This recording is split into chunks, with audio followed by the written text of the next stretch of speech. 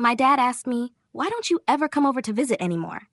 So I led him through the house, pointed at the walls covered with my sister's pictures, and said, "Because I've always felt like a guest here." Growing up, I believed love in my family was like a wall with a fixed amount of space, and my sister had filled every inch of it before I was even born. Not metaphorically. I mean, I believed it the way a kid believes things. I thought if I could just do one thing well enough, my dad would eventually walk down that hallway, take something of hers down, and put something of mine up instead. He never did. We grew up in a small town in Indiana, about 40 minutes outside Indianapolis. My parents, Grant and Joyce, had my sister Sadie 4 years before they had me. From the beginning, Sadie was the one. My dad told the story of her birth constantly. She came out with her eyes open. The nurse said she had an unbelievable grip. My dad looked at her and immediately decided she was going to be an athlete. My birth story was different. My dad wasn't in the delivery room. He wasn't even at the hospital. He was 30 minutes away watching 4-year-old Sadie perform at a preschool gymnastics showcase while my mother was in labor with me. He arrived about 90 minutes after I was born. So technically, my origin story is my sister doing a forward roll on a foam wedge. And before anyone assumes I'm describing some horrific childhood, I'm not. We had a house. We had food. My clothes fit. Nobody hit me. Nobody screamed that they hated me. It was quieter than that.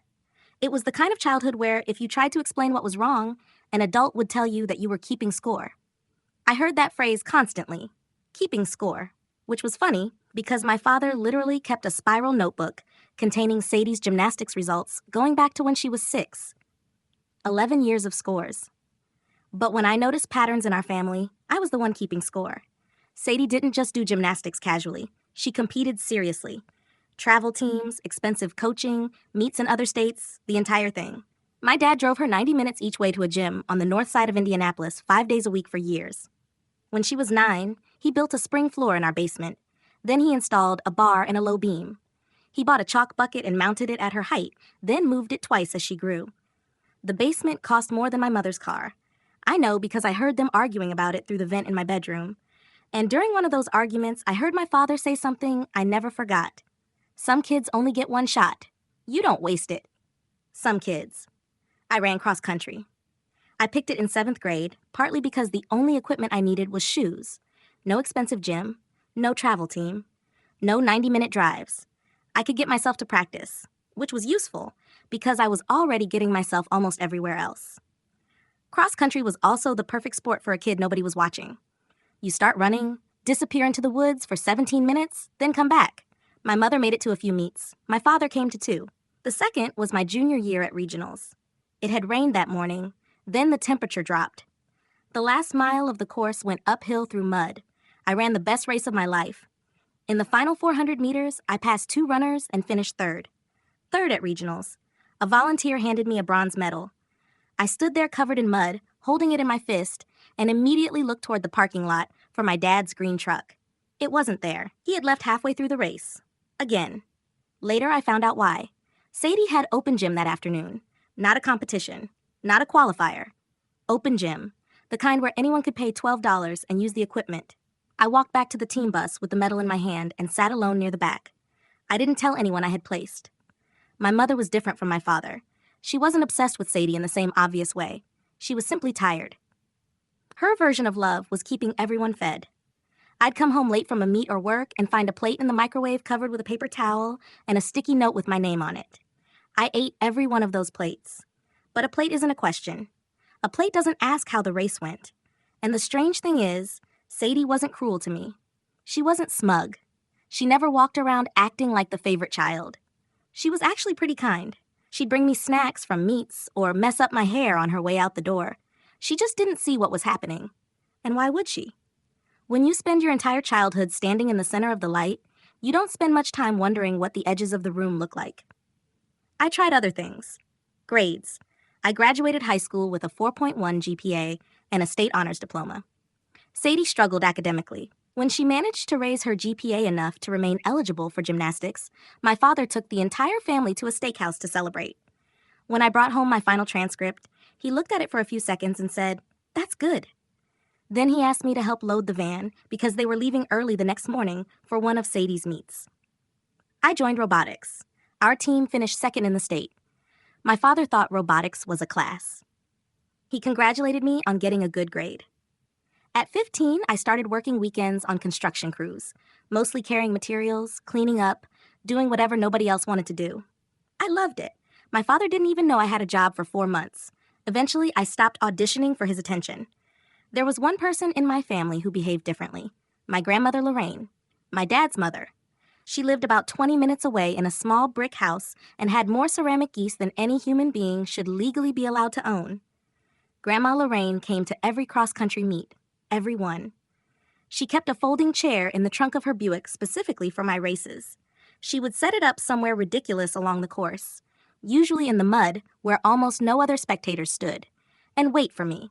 Then I'd come around a bend and hear her yelling my name and shouting my split time. She was usually wrong by several seconds. I never corrected her. One woman. One folding chair. That was my cheering section. When Sadie went to college on a partial gymnastics scholarship, my father took 3 truckloads of her things to Missouri. He built a loft bed in her dorm. He installed shelves for her medals. My mother cried in the parking lot. There were hundreds of pictures of that move. 2 years later, I got into Purdue for civil engineering. My dad handed me a gas card. Call your mom when you get there. I loaded my own truck. I drove myself. I built my own loft. And I called my mom when I got there. College was where something finally changed in me. Not dramatically. I didn't have some huge breakdown. I simply discovered that I was very good at something. Structures, buildings, understanding why things stay standing and why they fail. I took every structures class I could and spent 2 summers inspecting bridges. And sometime during my sophomore year, sitting alone in a study room late at night, I finally understood something. The empty feeling I'd carried since childhood wasn't proof that something was wrong with me. It was proof that something had been missing around me. There was nothing wrong with the building. Someone had simply forgotten to pour the footing. After graduation, I took a job in Denver, partly because it was a good opportunity, mostly because it was far enough away that I could finally find out who I was when nobody was comparing me to my sister. Meanwhile, Sadie's life changed. During college, she landed badly on a vault and destroyed her knee. She rehabbed, tried to return, then developed serious back problems. Her gymnastics career was over. And I genuinely felt terrible for her. She had been told since childhood that she was one thing. Then her body suddenly took that thing away. She moved home. A couple years later, she and my father decided she should open her own gymnastics facility. Dad co-signed the loan. He helped finance the build-out. He did much of the construction himself. Sadie Brandt Gymnastics opened when she was 23. My father hung the sign. The local newspaper ran a story. He framed the article. Sadie eventually married Owen, a genuinely nice guy who managed the parts counter at a farm equipment dealership. They had 2 daughters, and my parents became the kind of grandparents you see in commercials. Completely devoted. When I was 26, I flew home and re-roofed my parents' detached garage. The entire thing. Tear-off, deck repairs, waterproofing, new shingles. I paid for the materials and brought someone from Denver to help me. It cost me thousands of dollars. But money wasn't the point. The garage had leaked for years, and I wanted to give my father something only I could give him. Construction was my language. That roof was me saying, I love you. 2 months later, I was talking to my mother when she casually mentioned that a neighbor had complimented the garage. Then she said my father had told the neighbor Owen had done it. Owen, my brother-in-law, the man who had never owned a roofing nailer. For years, I thought that lie was what bothered me. Eventually, I realized my father probably hadn't deliberately lied at all. His brain simply reached automatically for the person who made sense in his version of the family. And that person wasn't me. Then came Christmas. I was 27 and hadn't been home in more than a year. I walked into my parents' house with my bag over my shoulder and suddenly saw something I had somehow managed not to see before. The house had become a museum. And the museum had one subject, Sadie. In the living room, my father had built an actual glass display cabinet with interior lighting. Inside were dozens of her gymnastics medals and several old leotards. Above it was a huge framed photograph from her college signing. On the mantel were pictures of Sadie, her wedding, and her daughters. The refrigerator was covered with my niece's drawings and photos. My father had even laminated a first-place ribbon one of them had won at a preschool field day. Then I walked into the hallway. 14 framed photographs. I counted. Sadie at 6, Sadie at 9, Sadie at 12, Sadie in her college warm-ups, Sadie cutting the ribbon at her gym, Sadie holding her daughters after they were born. 14 frames. Then I checked the garage. Her old competition numbers were still attached to the wall above my father's workbench. Her original chalk bucket sat on a shelf. He had put a little brass plaque underneath it. Then I went upstairs. My childhood bedroom was gone. They had ripped out the carpet and converted it into a gymnastics room for my nieces. Mats, a low beam, training equipment. Across the hallway, Sadie's old bedroom was almost untouched. Same furniture, old memorabilia, even one of her competition leotards was still hanging in the closet. Sadie was 31 years old and lived 4 miles away. Her childhood room was preserved. Mine no longer existed. I stood in the doorway for a long time. And strangely, I wasn't angry. I felt calm. It was the clean feeling you get when you finally stop arguing with something that has been obvious for years. I went downstairs. My father looked up from his phone and said, "Oh, good, you're tall. Grab the ladder." Some of the Christmas lights came loose. He hadn't noticed I'd been upstairs for 25 minutes. That Christmas was the last time I visited for a while. I didn't announce anything. I didn't confront them. I simply stopped initiating, stopped calling, stopped buying plane tickets, stopped reminding people I existed. And it took 5 months for either of my parents to notice. 5 months. When my father finally called, he didn't ask where I'd been. He said, "Hey, bud, quick question." Then he asked whether my company wanted to buy a $200 sponsorship banner for Sadie's gym. I hadn't spoken to my father in 5 months, and the first thing he wanted from me was money for my sister. I bought the banner. Then I went quiet again, this time deliberately. I wanted to know how long it would take for someone in my family to contact me without needing anything. 9 weeks. My mother finally called. She asked about the weather. Asked whether I was eating. Then she said, "Your dad wants to know if you're coming home for the 4th. Not, 'We miss you.' Not, 'We want to see you.' Your dad wants to know." I didn't go. And while my relationship with my family was quietly disappearing, my life in Denver was becoming something I had never expected. Good. I moved into historic restoration work and eventually started running major projects. I met Priya, an archivist working in a building my company was restoring. She had this unnerving habit of actually listening when I spoke. The first time I explained something technical to her for several minutes, I finished by saying, "Sorry, that was a lot." She looked at me and said, "Why are you apologizing?" I asked. Nobody had ever said anything like that to me. We started dating. A few months later, I told her about my family. She listened to the entire story. Then she said, "That explains why you apologized before asking me for anything." And then she added, "We're going to work on that." About 8 months later, Sadie called. Dad was retiring after 31 years running his HVAC and plumbing company. They were throwing him a big retirement party. And according to Sadie, Dad specifically wanted me there because I had been distant lately, and he didn't understand why. Priya told me I should go. Not because family is family, not because he was my father. She said, "You've been conducting an experiment for years, but you've never presented the results." Then she offered to come with me. So we flew to Indiana, and for the first time in my life, I walked into my parents' house beside someone who had no history there. I didn't point anything out. I didn't need to. Priya stood in the living room talking politely to my mother. Her eyes moved from the illuminated metal case to the mantel, then to the hallway. Later, when we were alone in the car, she asked me one question. "Where are you in any of this?" I shrugged. I had been shrugging about it for 20 years. The retirement party was the next night. My father's entire life was in that room. Old employees, customers, neighbors, friends from church. And along the back wall, my mother and sister had created a giant memory display. 164 photographs.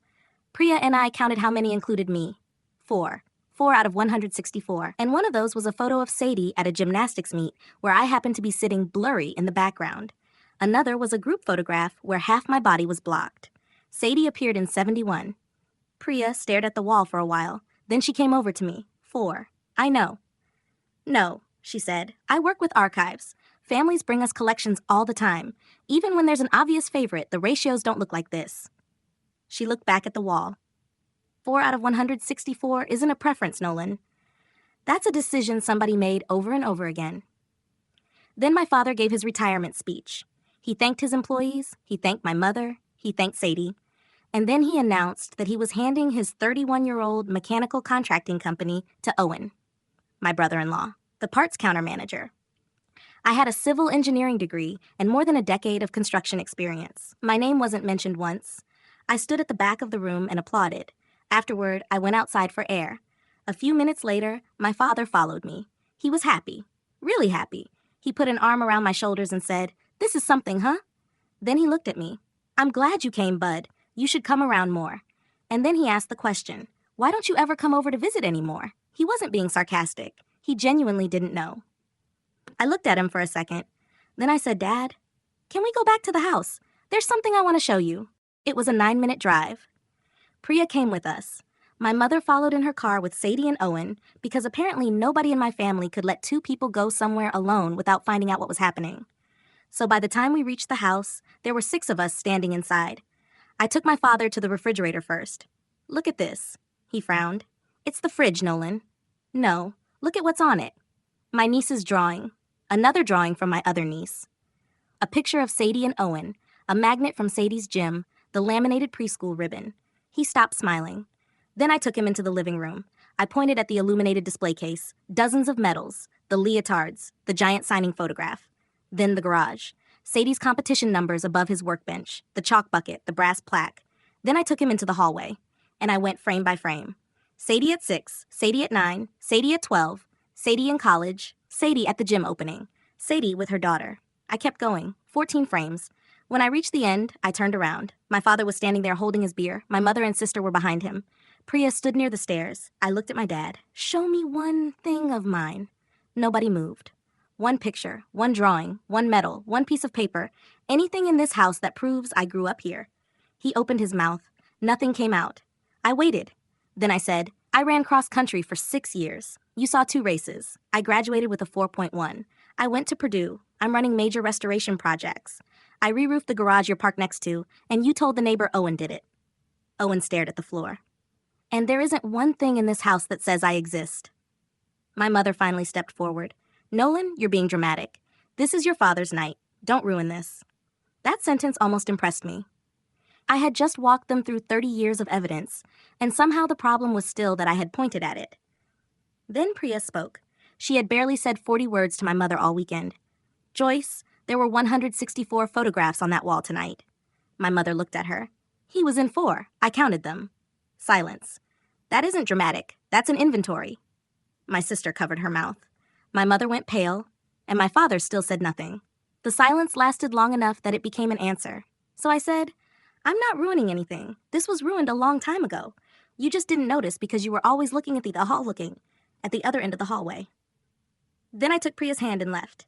We flew back to Denver the next morning. When I turned my phone on after landing, I had 14 missed calls. 9 from my mother, 4 from Sadie, 1 from Owen, 0 from my father. The man who had asked the question hadn't called once, and nobody apologized. Instead, my mother launched what I can only describe as a guilt campaign. First, I don't understand how you could embarrass your father like that. Then, your father hasn't been himself since you left. Then, Sadie says you've apparently felt this way for years. It isn't fair that you never told us. That one was almost funny. I had been telling them since childhood. I just hadn't known the correct words. Every achievement I brought home had been a sentence. Every race, every grade, every job, every accomplishment I placed in front of them was me asking the same question. Do you see me now? I stopped answering. Priya eventually suggested that maybe I needed someone besides my girlfriend to talk to. That was how I met Dr. Wells. He specialized in family systems, particularly adults who grew up in families where one child became the center of everything. During one session, he said something I never forgot. You've spent your whole life trying to earn a spot on a wall that was already there before you understood what it meant. Then he said, but the wall wasn't full. I looked at him. There was always room, Nolan. You just kept waiting for somebody else to bring the nail. That sentence destroyed me about 9 days later. I was driving to work early one morning when it suddenly hit me hard enough that I had to pull over. I sat on the side of the highway and cried. Not because I suddenly understood that my parents had failed me. I already knew that. I cried because I finally understood I could stop auditioning. I didn't have to earn the nail anymore. After that, my life got bigger. I started my own restoration company. Ridgeline Restoration began with me, 2 guys, a battered flatbed truck, and a rented industrial bay. The first year, we did 11 jobs. A few years later, we had dozens of employees and multiple crews. Priya and I bought an old house in Denver with a failing foundation, a terrible roof, and electrical wiring that probably should have been considered a crime. Everyone told us not to buy it. I loved it immediately. I spent years rebuilding that house. And somewhere along the way, without deliberately trying to, I built a family too. Friends came over for dinner. People remembered my birthday. People asked how my week had gone and actually waited for the answer. When I turned 30, Priya threw me a surprise party. 22 people showed up. I tried to give a toast and made it about 11 words before I had to stop. I had never stood in a room where everyone was there because of me. My body genuinely didn't know what to do with it.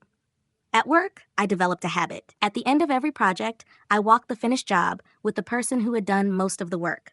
And I always pointed out one specific thing. Not, good job. Something specific.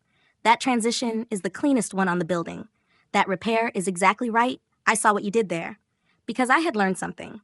Good job is a plate in the microwave. It feeds you, but it doesn't prove anybody actually looked. Specific praise does. It tells someone they were seen. And that became one of the rules of my company, even though I never wrote it down. Meanwhile, I heard pieces of what was happening in Indiana. Owen was struggling with my father's company. He was a good man, but he had been handed a business he didn't understand. Employees left. Contracts disappeared. Sadie's gym started struggling too after a larger franchise opened nearby. My parents had financially tied themselves to both businesses. Then Grandma Lorraine died. She was 88. It happened quickly, and I found out 2 days later. My mother called to make sure I knew about the funeral arrangements. I said, "What arrangements?" She went silent. Then, "Oh, honey, we thought Sadie told you." Of course they did. I flew back for the funeral. Afterward, everyone gathered at Grandma's house. At some point, I walked down the hallway toward the bathroom and stopped. There were 9 frames on Grandma Lorraine's hallway wall. 6 of them were me. My school picture. A photograph of me working construction at 15. My high school graduation. My Purdue graduation. Cross-country photographs. Pictures I had forgotten existed. And for the first time in my life, I realized something. I had walked through that hallway hundreds of times as a kid. I had never counted those pictures, because it had never occurred to me that counting might come out in my favor. 3 months later, my aunt mailed me a box she found while cleaning Grandma's house. Inside were my school pictures, birthday cards I had sent her, newspaper clippings from cross-country meets with my name circled, and then I found my race number from regionals, the race where I finished 3rd, the one where my father left before I crossed the finish line. I had thrown that race number away at the park. Grandma had apparently taken it out of the trash. At the bottom of the box was a spiral notebook. 6 years of my races, dates, courses, finishing places, times, little notes, muddy, hot. He looks strong on the hill. He's getting faster. My father had kept 11 years of Sadie's gymnastics scores. His mother had kept 6 years of mine. I sat on the floor of the hallway I had built in my own house and completely lost it. When I showed Dr. Wells the notebook, he looked through it for a while. Then he said, "So the wall existed." He closed the notebook. "You just had the address wrong." A few months later, Sadie called. Mom and Dad were in financial trouble. The furnace had failed. There was water underneath the house. One corner of the foundation had settled badly. My father's retirement income wasn't what he expected because Owen's business was struggling. Sadie didn't directly ask me for money. She just said, "I thought you should know." I knew what that meant. I talked to Dr. Wells about it. He said, "Families helping each other isn't the problem. The problem is that nothing has been acknowledged. If you write a check now, you're telling them the arrangement can continue exactly as it always has." So I didn't send money. And for the first time, I didn't feel guilty. I kept building my own life. Priya and I got engaged in the least romantic way possible. We were hanging a heavy door upstairs. She was holding it while I set the hinge. She joked that it was the most romantic thing we had ever done together. And with a screw gun in my hand, I asked her to marry me. She said yes before I finished the sentence. Then she told me not to let go of the door. It was perfect. By 32, I had a company, a house I had rebuilt, friends, a woman I was going to marry, a life that felt good even when nobody was watching it. And that was when my father sent me a letter, an actual letter, 2 pages, written in pencil on engineering graph paper, the same kind of paper he had used for work my entire childhood. He wrote that he had been thinking about the night I walked him through the hallway. He said that after I left, he stood there for almost an hour. He wrote, "I don't know how a person gets to 61 years old and finds out he did something like that. And then, I don't know how to fix something I didn't know I was doing." He wanted to come to Denver. He wanted to see my house. He wanted to meet Priya properly. Part of me wanted to believe him immediately. Dr. Wells told me not to dismiss the letter, but he also told me something important. Words are cheap. Watch what he does after writing them. So I wrote back. I told him I was open to a visit, but I also said we couldn't pretend the hallway had been a misunderstanding. Eventually, my parents came to Denver. Just them. I specifically asked that Sadie and her family not come because I knew what would happen. There would be children running around, dinner, noise, everybody would have a pleasant weekend, and nobody would say anything important. When my father walked through my house, he barely spoke. He examined the floors, the stairs, the framing. Then we went into the basement. He stood in front of the foundation wall I had repaired myself. He studied it for almost a minute. "Who did this?" "I did." He kept looking. Then he said, "That's good work, Nolan." I wish I could say it didn't matter. It did. My father was a tradesman. "That's good work" was practically a declaration of love in his language. The real conversation happened the next evening. We sat outside. I asked him the question Dr. Wells and I had practiced. "Dad, when I walked you through that hallway and asked you to show me one thing of mine, what did you feel?" He turned his beer bottle around in his hands. Finally, he said, "Caught." That word bothered me. Caught. Not ashamed, not heartbroken, caught. So I asked again, "What did you feel about what I showed you, not about being confronted, about the fact itself?" He tried to answer. He couldn't. My mother jumped in. "Nolan, we weren't perfect, but you were always fine. You never needed us the way Sadie did." And there it was. The explanation for everything. I looked at her. "Did it ever occur to you that I looked fine because I learned there was no point asking?" Neither of them answered. Then I said something I had been trying to put into words for years. "I believe both of you think you love me exactly as much as you love her." My mother started crying. "But love isn't something you keep inside your chest where nobody can check it." I looked at my father. "Love is what you do. It's the 63 medals you put in a lit cabinet. It's the preschool ribbon you laminated. It's the 14 photographs in the hallway, and it's the bedroom you erased." My mother cried harder. Then she said, "Tell us what to do." So I did. I gave them specific things. First, I needed one of them to say the actual sentence. "We put Sadie first, and we know it hurt you." Not "we weren't perfect," not "we made mistakes." The actual sentence. Second, they were never calling me dramatic again. Third, I wanted to physically exist in that house. Pictures on the wall, not hidden in a box. Fourth, I wanted my father to call me because he wanted to talk to me, not because my mother told him to. And fifth, I needed time. My father stared down at the deck for a while, then he said, "That's fair." When they left, he hugged me awkwardly. "I'm going to try." And for a while, he did. He called every couple of weeks. The conversations were painfully awkward. Most of them were about mechanical systems, construction, or some job I had mentioned. But he called, for no reason. At 32 years old, I finally knew what it felt like when your father called just because he wanted to talk. My mother tried too. But almost every conversation still began with Sadie, the gym, the girls, Owen, everything happening in their lives. And there was one bigger problem. Months passed. Not one photograph of me went into that hallway. Not one. The sentence I had asked them to say never came either. I gave them 6 months. Then 9. And then Sadie called. Our parents had gone to a lawyer to redo their estate. The house was going entirely to her. Their reasoning was that she lived nearby and her daughters had grown up there. Savings would be divided equally. Then Sadie told me something our parents hadn't asked her to tell me.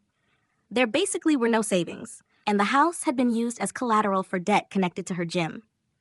So after everything we had discussed, after the letter, after Denver, after my father promising to try, my parents had gone to a lawyer and legally put their only significant asset entirely on Sadie's side, and they hadn't even told me themselves. They made Sadie do it. I thanked her for being honest. Then I called Priya. When she came home, I was sitting at the kitchen table. I said, "They haven't changed." She sat across from me. "I know." Then she asked, "What do you want to do?" For once, I knew immediately. I'm done. I looked around the house I had rebuilt with my own hands. I'm done standing in their hallway holding my own frame against the wall waiting for someone to bring me a nail. I'm going to build my own wall. The first thing I did was talk to a lawyer. Not because I wanted to fight the will. My parents could leave their house to whoever they wanted. I wanted to understand exactly what I was looking at before I made any decisions. The lawyer reviewed the loans and confirmed what Sadie had told me. The house was tied to multiple debts, including the commercial loan for her gym. Then she said something that simplified the entire situation. Nothing legal I do for you is going to get you what you actually want.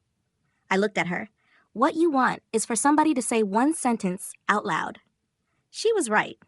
Priya and I got married that September at a restored lodge in the mountains outside Denver.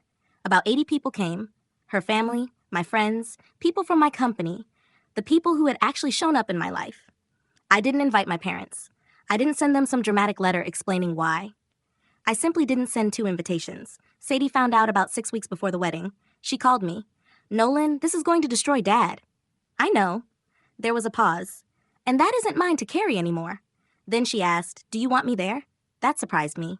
"Yes, I do, but I need you to come as my sister, not as Mom and Dad's representative." She understood. My mother found out a few weeks later.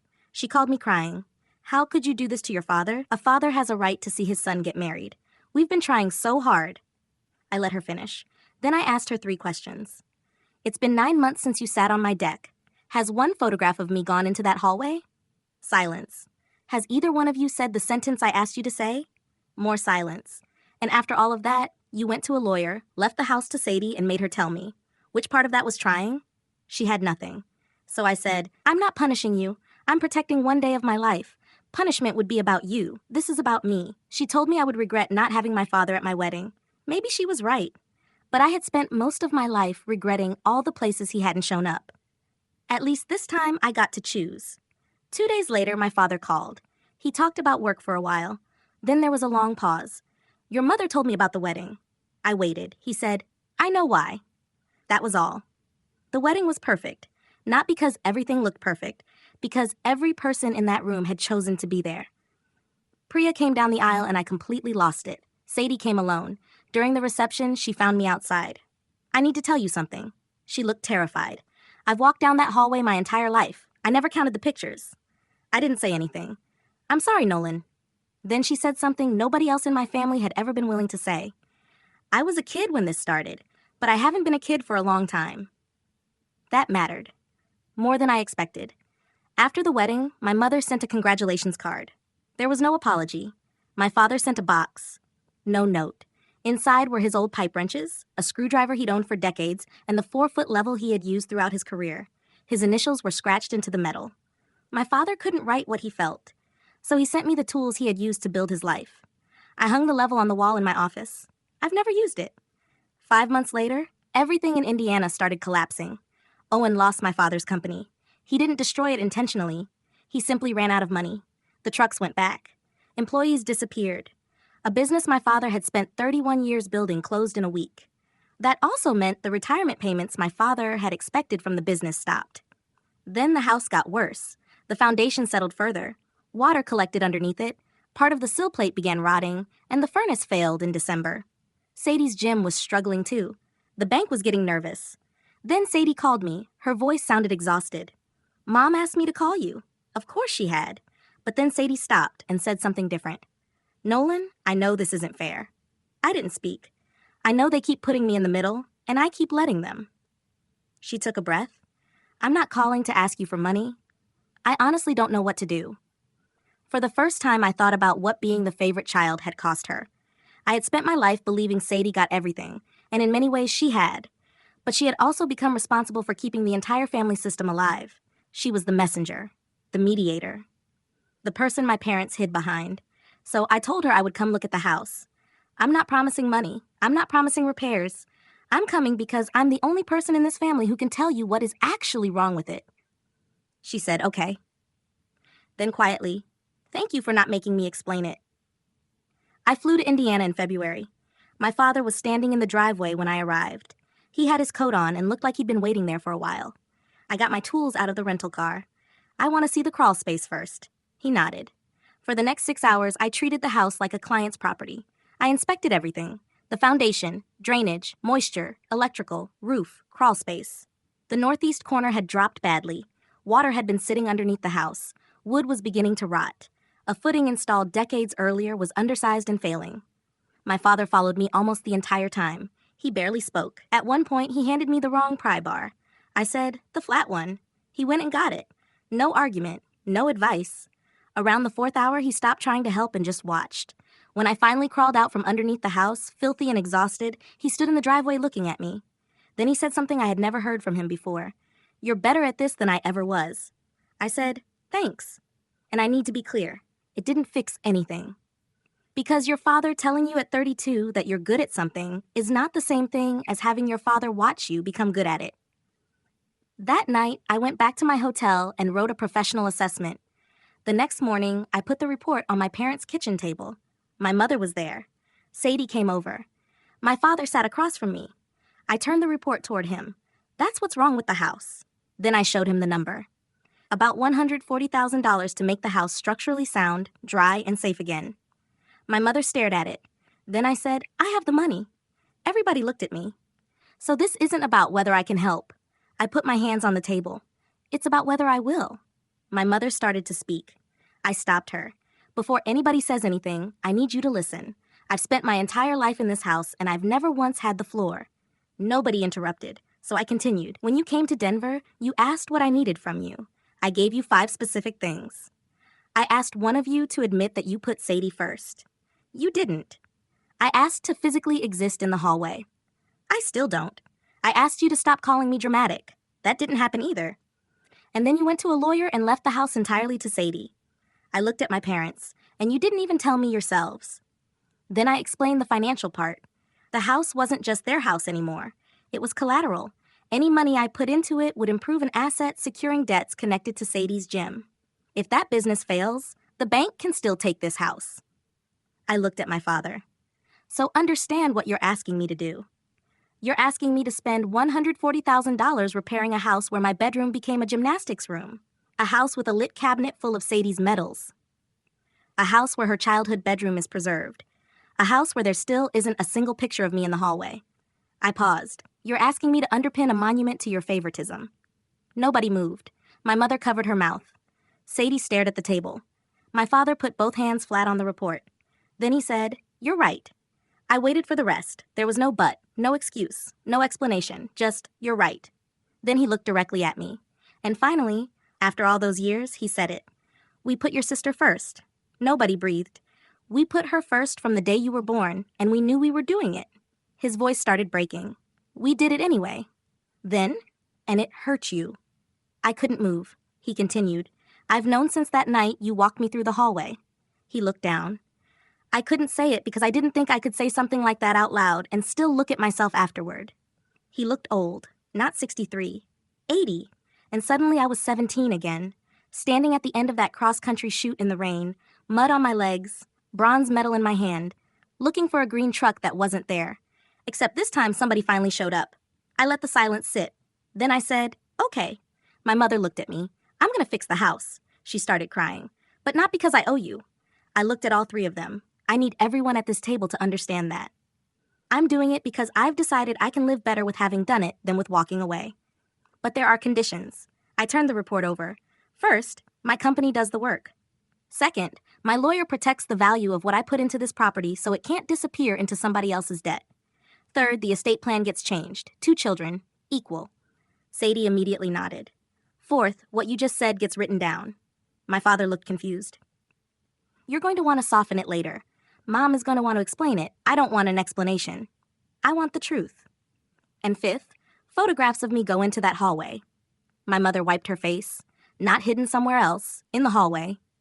Then I looked at Dad, and you keep calling me. He nodded. I thought for a second. One more thing.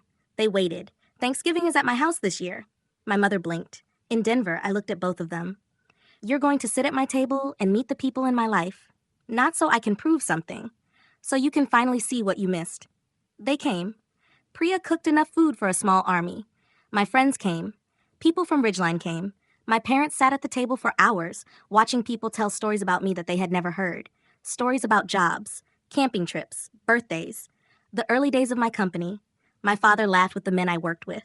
My mother listened, and at the end of the night, she stopped me near the door. She held both my arms. Then she said, I'm sorry I missed it. I looked at her. She started crying. I'm sorry I missed you. That was her sentence. The following spring, my crew and I went to Indiana. We spent 19 days repairing the house. We stabilized the foundation, replaced damaged wood, fixed drainage, dried and sealed the crawl space, installed a new furnace. My father worked beside us every day. He was slower than everyone else. He got in the way sometimes. Nobody complained. On the final afternoon, after most of the equipment had been loaded, I brought a box inside. There were 6 frames in it. My school picture. a photograph of me at 15 wearing a hard hat that was too big, my regional cross-country finish, my Purdue graduation photograph, a picture of Priya and me outside our house, and a photograph of Ridgeline's first truck with me and the two guys who had started the company beside me. I carried them into the hallway. The 14 photographs of Sadie were still there. I didn't take any down. That was important. There had never been a reason to remove hers. There had always been room for mine. At the far end of the hallway was a stretch of empty plaster between the closet door and the corner. It had been there my entire childhood. Exactly where Dr. Wells said it had been. My father brought me a hammer. Then he held his old level while I hung the frames. We didn't talk much. There wasn't anything left to explain. The bronze medal from regionals isn't hanging in my parents' hallway. That one is in my office at Ridgeline. It's framed beside race number 118, the race number I threw into a trash can because I thought nobody cared. The one Grandma Lorraine pulled back out. And beside it is her spiral notebook. 6 years of race times. 6 years of proof that somebody had been watching. Priya once asked why I keep that medal on the wall when I have bigger things I could display there. My engineering licenses, company awards, photographs of buildings we saved. I told her it isn't really about the medal. It's about the 17-year-old kid standing at the end of the chute in the rain, mud up to his knees, a bronze disc in his hand. Turning toward the parking lot and finding an empty space where his father's truck should have been. I put the medal on my wall for him because it took me 32 years to understand something. You can spend your whole life waiting for someone else to decide you deserve a place on their wall. Or you can build your own. And when I finally did, I realized I had never needed anyone else to bring the nail.